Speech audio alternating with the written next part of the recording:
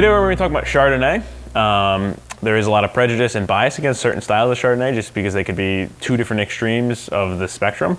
And so basically you can have an oak Chardonnay that is fermented in oak or aged in oak, might go through a secondary fermentation which develops some butter flavors and aromas. And then you have the other end of the spectrum, which is more stainless fermented Chardonnay, which are more basically just more like a standard white wine. We might have some more citrus aromas, apples and pears, and just very fresh and usually higher acid on the palate.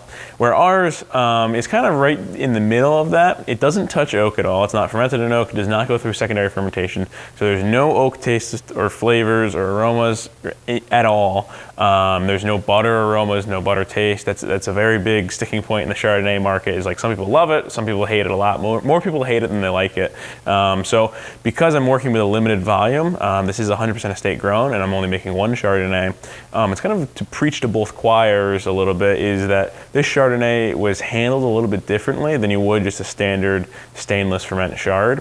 So it is a little bit more savory. It is a little bit more hardy, I'd say, for a Chardonnay that's fermented in stainless, just so it doesn't really offend the people that really, really love that oak Chardonnay.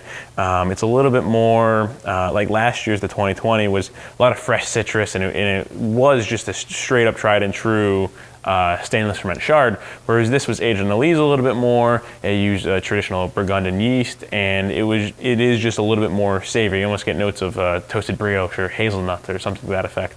So it kind of just is a midway point in the Chardonnay market. It's a little bit of both on the mouthfeel and palate, but without having that oaked aspect or that butter aspect. There's none of that at all in there, but it isn't just that steely, almost acidic chard that some people like, some people don't, because we do have that style of wine presented as other varietals.